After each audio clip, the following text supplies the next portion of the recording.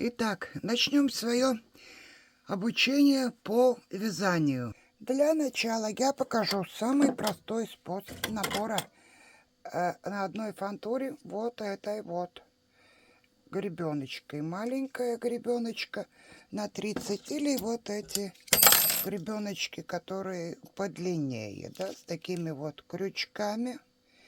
Такими крючками мы ее будем цеплять на фантуру. Итак, еще нам понадобится вот такая прищепочка. Я просто советую. Я купила, эта прищепочка железная, и кончики у нее обработаны силиконом или резиной. Купила я их на Алиэкспресс. Они в меру увесистые. Они необходимы нам будут для вот такой операции, для фиксации свободного конца. Эти прищепки очень хорошо держат и отлично подходят для нашей цели. Теперь заправим сразу нитку в машину. Я покажу, как это сделать правильно и удачно. Итак, мы открыли на каретке. Есть, значит, два отверстия.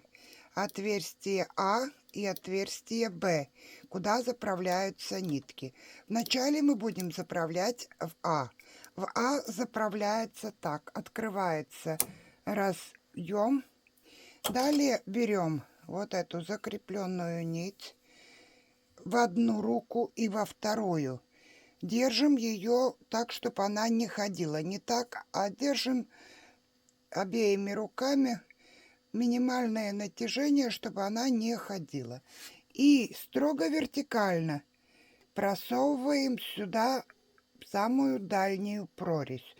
Теперь мы можем смело отпустить вот нижний конец. Он у нас закреплен прищепкой. И закрываем. То есть нить у нас там будет держаться и кончик не будет убегать.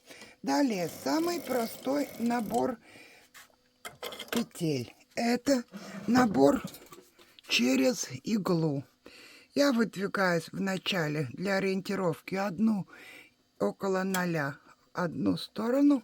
И далее вот этой гребенкой 1-1 ставлю ее на эту выдвинутую иглу здесь и строго продвигаю иглы вперед на себя. Убеждаюсь, ровно ли у меня симметрично все поставлено. Здесь у меня не хватает 2 иглы, у меня гребенка где-то на 30-30, и выдвигаю в другую сторону тоже.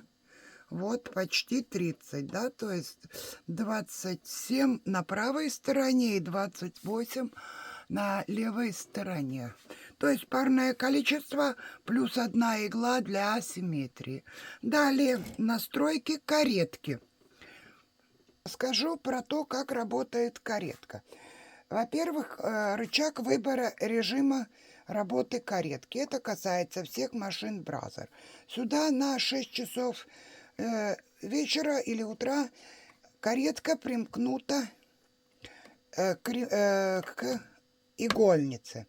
Этот рычажок, если повернуть на один клик против часовой стрелки, на перфокарточных машинах это будет считывание карты. На 2 клика это будет считывание с ограничителями. И у всех машин по максимуму, если мы поворачиваем против часовой стрелки, это положение, когда мы снимаем каретку. Итак, на электронных машинах здесь один этот щелчок, то есть каретка у нас закрыта. Далее про клавиши на машине. У нас имеются клавиши справа, находятся 2 клавиши Part. Part это означает частично, то есть если нажата одна из этих клавиш, то машина не вяжет иглы в рабочем положении в сторону движения каретки. В данном случае это будет влево Если эту нажать, это будет вправо. Далее, с другой стороны, эти кнопки можно освободить также вот этим рычажком. Далее, кнопки тук, кнопки накида. То есть эти кнопки нажимаются по одной или по две сразу, если вяжем по узору. Если вяжем просто на механике, то это одна или другая кнопка. Эти кнопки означают, что по ходу каретки каретка будет провязывать иглы, не провязывать, а будет делать накиды на иглы в рабочем положении. То есть, если здесь нажата кнопка, вот эта, то когда каретка едет влево, то иглы, которые выдвинуты вот в это рабочее положение, сейчас про это тоже поговорим, на них будут образовываться накиды. Это у нас для английской и для французской или жемчужной резинки. Далее про положение игл. На всех машинах Бразер есть вот такие обозначения на игольницах. Положение А – это иглы в нерабочем положении, то есть они не участвуют в рабочем. Положение Б или В – это рабочее основное положение, которым иглами можно управлять с помощью, как мы смотрели, кнопок. Далее есть положение D, в которое иглы выдвигает сама машина по узору. Это или по перфокарте, или по файлу, который мы заложим в электронную машину. И есть переднее нерабочее положение. В это положение мы выдвигаем руками иглы. И иглы в этом положении мы, то есть иглами в этом положении Е управляет рычаг частичного вязания. Вот он включен так. Тогда иглы, которые выдвинуты вперед, они не будут провязываться. Это нам необходимо при вязании плечевых скосов, горловины и в других местах. Если этот рычаг частичного вязания в крайнем левом положении, то эти иглы при провязывании, при проходе каретки будут все провязываться. Также, если на каретке все кнопки отключены, то иглы будут и этот рычаг тоже, то иглы будут со всех положений провязываться и становиться в положение Б после прохода каретки. Итак, мы все подготовили.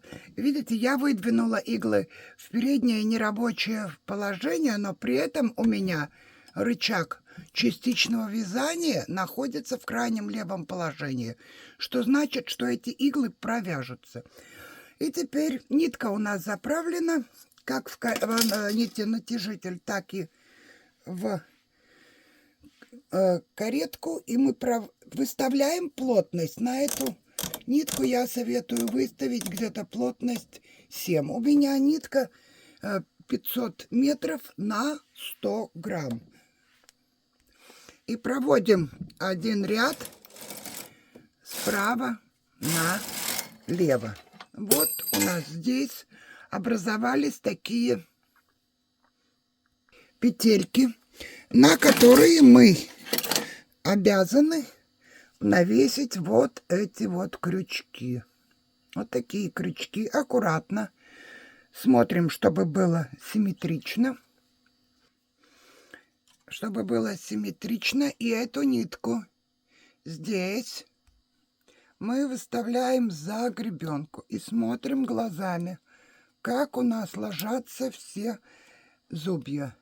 То есть начинаем глазами, смотрим вот сюда и как бы чуть под наклоном прослеживая глазами везде, мы зацепляем эту гребенку. Итак, у нас первое сделано. Далее, для того, чтобы у нас эта гребенка держалась и не убежала, я навешу вот такие вот, называются крокодильчики или кошки. Навешиваем вот таким образом симметрично на гребенку. Далее берем линеечку и пододвигаем иголочки из заднего положения, в том числе и обратите внимание на последнюю иголочку, которая у нас одна вот здесь провязала, ну, как бы имеет накид, и мы выдвигаем следующую иглу. И эти остальные пододвигаем к этим иголочкам. И далее мы уже сделали, можем начинать двигать кареткой. Следим, чтобы у нас нитка оттягивалась назад, рукой иногда помогаем и провязываем.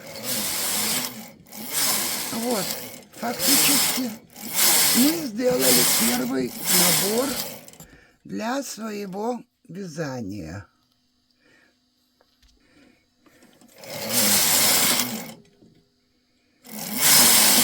Первый набор у нас сделан.